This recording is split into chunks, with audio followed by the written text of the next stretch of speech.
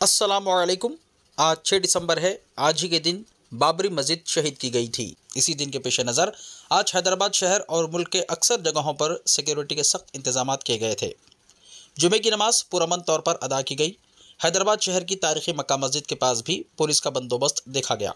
मुसलमान हस्बे मामूल जुमे की नमाज अदा करके अपने अपने मुकाम पर लौट गए। चार मीनार के अतराफ दुकानात और कारोबारी इदारे खुले रहे और अवाम नमाज के बाद ख़रीद व फरोख्त में मसरूफ़ नज़र आए। आज यौम शहादत बाबरी मस्जिद की शहादत के 32 साल आज मुकम्मल हो गए हैं। बाबरी मस्जिद को 6 दिसंबर 1992 को एक तवील कशमकश के बाद हिंदू जुनूनियों के हुजूम ने ढा दिया था। इस दिन को मुल्क की अक़लियतें बिलखुसूस मुसलमान और सेकुलर जहन के हामिल अफराद एक सियाह यौम समझते हैं, यानी ब्लैक डे।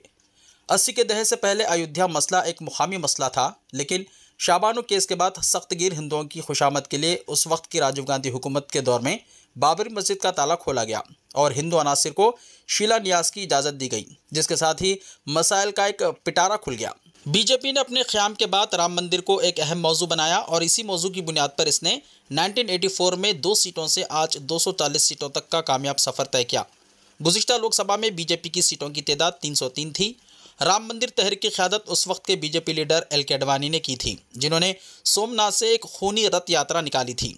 ये यात्रा जहाँ जहाँ गई वहाँ पर फ़िरक़ावाराना फसादात बरपा हुए थे और कशीदगी पैदा हुई थी।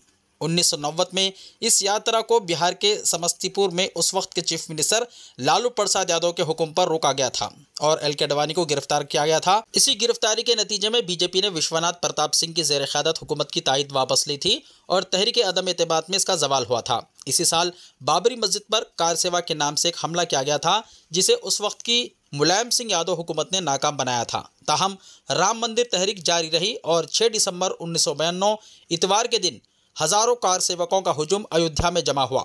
उस वक्त उत्तर प्रदेश में कल्याण सिंह की ज़ेर क़यादत बीजेपी हुकूमत थी, जबकि मरकज़ में कांग्रेस के मुतनाज़ा लीडर पीवी नरसिम्हा राव की ज़ेर क़यादत मखलूत हुकूमत बरसर इख्तिदार थी।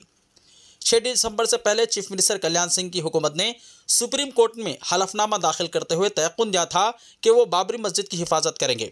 इसी तरह कौमी यकजहती कौंसिल का भी इजलास हुआ था, जिसमें वज़ीर-ए-आज़म नरसिम्हा राव और मरकज़ी हुकूमत से कहा गया था कि वो किसी भी कीमत पर बाबरी मस्जिद का तहफ़्फ़ुज़ करे। लेकिन एक मिली भगत के तहत कल्याण सिंह और नरसिम्हा राव की हुकूमत ने बेअमली का मुजाहरा किया और पूरी दुनिया के सामने हिंदू गुंडा अनासिर ने तारीख़ी बाबरी मस्जिद को शहीद कर दिया और बाबरी मस्जिद के मीनारों के मुनज़्ज़म किए हुए मीनारों के साथ अक़लियतों और एतदाल पसंदों का हिंदुस्तान के सेकुलरिज़म और निज़ाम पर एतमाद भी मुतज़लज़ल हुआ था। बाबरी मस्जिद की शहादत के बाद मुल्क के कई मुकामात बिलखुसूस मुंबई में फ़िरक़ावाराना फसादात शुरू हुए, जिनमें हज़ारों अफराद हलाक हुए। इन फसादात में ख़ास तौर पर मुसलमानों को निशाना बनाया गया। ये फसादात 3-4 महीने जारी रहे थे। बाबरी मस्जिद के इन्हदाम का दिन आज एक ऐसे वक्त आया है जब पूरे मुल्क में कई मुकामात बिलखुसूस काशी की ज्ञानवापी मस्जिद, मथुरा की शाही ईदगाह मस्जिद, संभल की जामा मस्जिद, अजमेर की दरगाह हज़रत ख्वाजा मोइनुद्दीन चिश्ती रहमतुल्लाह ताला अलैह, मध्य प्रदेश की कमाल मौला मस्जिद, दिल्ली की जामा मस्जिद और दूसरे कई मसाजिद और दरगाहों पर दावे किए गए हैं। मुख्तलिफ अदालतों में इन मसाजिद पर दावे करते हुए कहा गया है कि वहाँ मंदिरों को तोड़कर मसाजिद और दरगाहें तामीर की गई हैं। बाज़ निचली अदालतों ने इन मजहबी मुकामात के सर्वे का भी हुक्म दिया है ताकि ये मालूम किया जा सके कि आया इन दावों में कोई सदाकत है। ताहम निचली अदालतें ऐसे अहकामात के ज़रिए 1951 के इबादतगाह कानून को नज़रअंदाज कर रही हैं। बाबरी मस्जिद राम मंदिर तनाज़े की इंतहा के दौर में पार्लियामेंट में यह कानून मंजूर किया गया था, जिसके तहत 15 अगस्त 1947 को इबादत गाहों का जो मौक़ुफ़ और किरदार था, इसे बदला नहीं जाएगा। ताहम इस कानून से बाबरी मस्जिद को इस्तिस्ना दिया गया था। अब मुल्क की अक़लियतें और सेकुलर अवाम की नज़रें मुल्क की सबसे बड़ी अदालत सुप्रीम कोर्ट पर लगी हुई हैं।